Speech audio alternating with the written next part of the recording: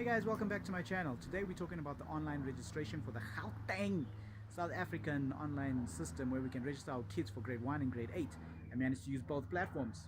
Very interesting. Cool thing is that it's area dependent, depending on whether it's your residential address or you want to use your work address. You can use any of those. Obviously, when you go to the school for the final application, when you submit your final documents, then you'll need the proof of residence or proof that you're actually working in that area.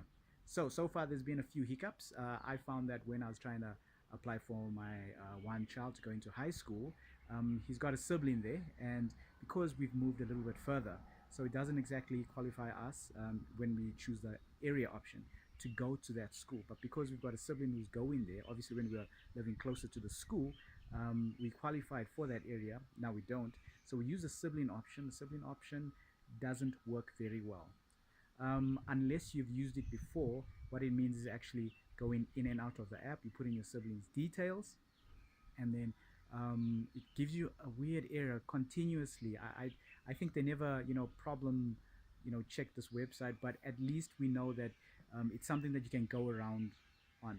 So basically, once you go back out and then you kind of reapply, and then the option for sibling automatically pops up. So that is the only glitch that we've noticed so far with the online registration forms.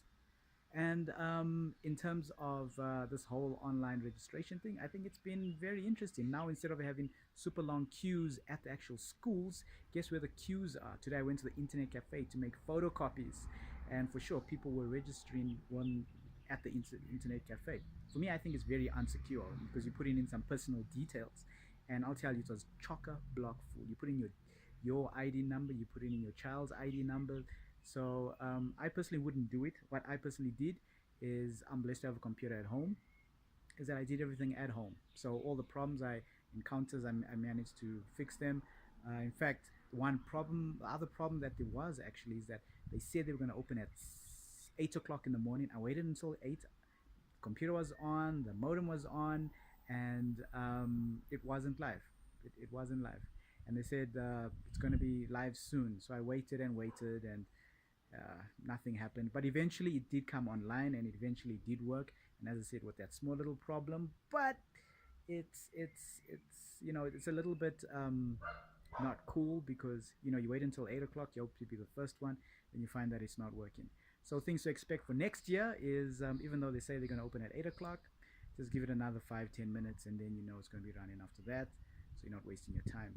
But in general, it's a good system, because what I found out today was that they use the online system to actually not categorize you, but then to put you in this waiting list. So for example, if I was third in the list, third person to apply online,